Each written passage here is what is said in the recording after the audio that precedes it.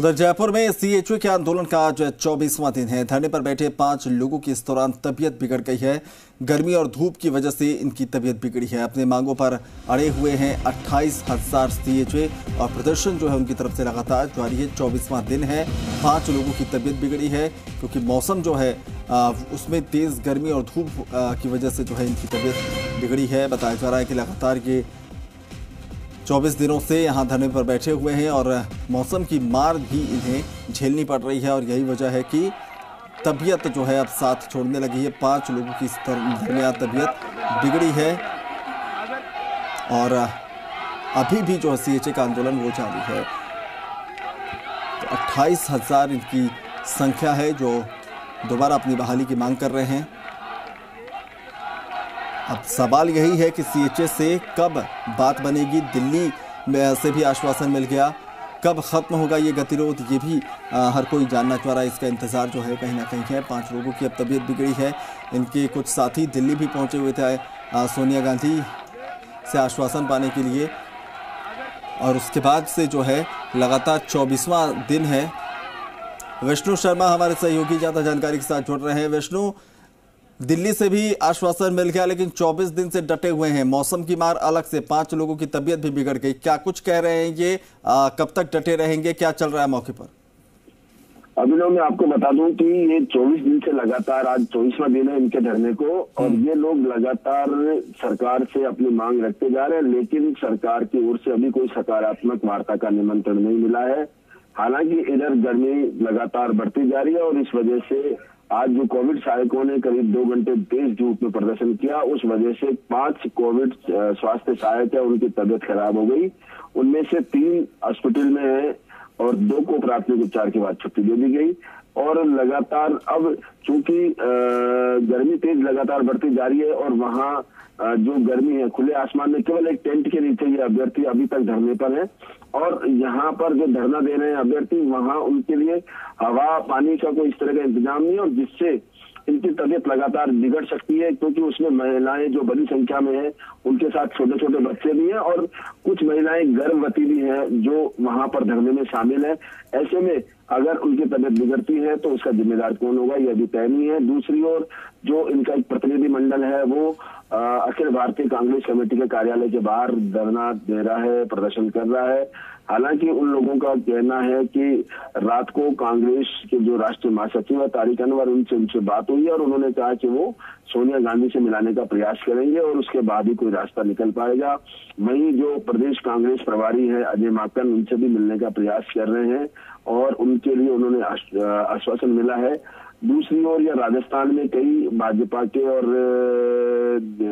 पक्ष यानी कांग्रेस के नेता धरनार्थियों से मिले थे और उनको कहा था कि वो लोग उनके लिए कुछ सरकार तक वार्ता पहुंचाएंगे, लेकिन अभी तक इसमें कोई सकारात्मक हल नहीं निकल पाया। ऐसे में अब जो आज उग्र होकर इन्होंने जो यहाँ 2 घंटे धूप में प्रदर्शन किया और अब इन्होंने चेतावनी दी है कि अगर इसके बावजूद भी उनकी मांगे नहीं मानी जाती है तो वो गांव-गांव में जाकर लोगों को आंदोलन में शामिल करेंगे, उन्हें समझाएंगे कि जो उन्होंने कोविड के समय उनकी स्वास्थ्य की रक्षा के लिए आंदोलन लगातार काम किया और अब उनके रोजगार की बारी है, उस पर ये लोग उनका साथ दें। साथ ही उन्होंने ये भी कहा है कि क्योंकि लोगों तक पहुंचना उनके लिए आसान होगा कि प्रत्येक डाटा इनके पास है। जब कोविड स्वास्थ्य सहायकों ने जब वहां दवाइयां पहुंचाई थी लोगों तक। विष्णु, आश्वासन लेकर दिल्ली से भी आए हैं, यहाँ पे प्रदर्शन जारी है, लेकिन जो आप बता रहे थे कि बिना पानी और हवा के जो है वो आंदोलन कर रहे हैं क्योंकि व्यवस्थाएं उस तरह से नहीं है। तो क्या पानी की व्यवस्थाएं वहां पर नहीं है या फिर इन्होंने जल त्याग दिया आंदोलन को लेकर? इसमें फैक्चुअल जानकारी क्या है? बिल्कुल अभिनव, मैं आपको बता दूं कि 2 घंटे इन्होंने जरूर जल का उपयोग ग्रहण नहीं किया, लेकिन वहाँ टैंकर उन्होंने अपने स्तर पे खड़े करवा रखे हैं। जो इनके संबंधित लोग हैं उनसे कहकर जो अलग जो है व्यवस्था करा रखी है। खाने की और नाश्ते की भी हालांकि व्यवस्था हो रही है, लेकिन प्रॉपर ढंग से जो होता है वो खाना नहीं हो पा रहा है क्योंकि पर गर्मी जो इतनी तेज है कि वहाँ उस टेंट के नीचे ज्यादा देर खड़ा रहा नहीं जा सकता क्योंकि लगातार तुरंत पसीने आ जाते हैं और एक तरह से माहौल सफोकेशन भी हो जाता है। इतनी बड़ी तादाद में वहां पर लोग हैं।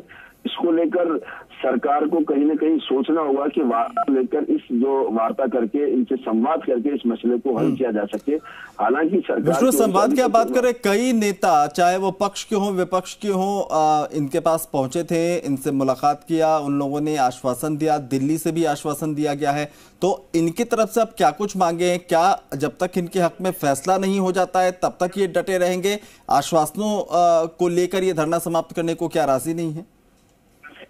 बिल्कुल अभिनव, ये अभी केवल आश्वासन, क्योंकि इनके सामने कई जो पक्ष के और विपक्ष के नेता आ चुके हैं, चाहे भाजपा में प्रदेश अध्यक्ष से लेकर किरोड़ी लाल मीणा तक इनके पास पहुंच चुके हैं। वहीं जो सत्ता पक्ष में हरीश चौधरी हैं, जो पूर्व राजस्व मंत्री हैं, उन्होंने 48 घंटे में इनके तक बात जो वार्ता है वो सरकार तक पहुंचाने की बात कही थी। वहीं जो खाद्य नागरिक आपूर्ति मंत्री हैं प्रताप सिंह खाचरियावास, उन्होंने उनकी मांग को सीएम तक पहुंचाने का आश्वासन दिया था, लेकिन उसके बाद अब तक कुछ भी नहीं हुआ। ऐसे में इनका आक्रोश लगातार बढ़ता जा रहा है। हालांकि इन्होंने कहा है कि जब तक इनकी मांगों का कोई सकारात्मक हल नहीं निकलता तब तक कोई धरने पर रहेंगे। हालांकि एक दो जो कोविड स्वास्थ्य सहायक है, उन्होंने यह तक चेतावनी दी है कि चाहे उनकी जान चली जाए लेकिन वो रोजगार के लिए यहाँ डटे रहेंगे।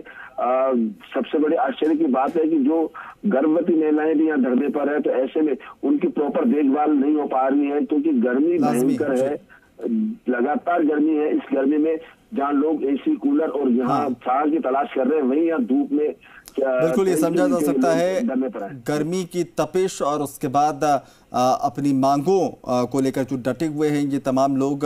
ज़रूरत यही है कि सरकार की तरफ से जल्द इन पर ध्यान दिया जाए और इस पूरे मसले पर बीच का कोई रास्ता निकाला जाए। शुक्रिया विष्णु तमाम जानकारी के लिए।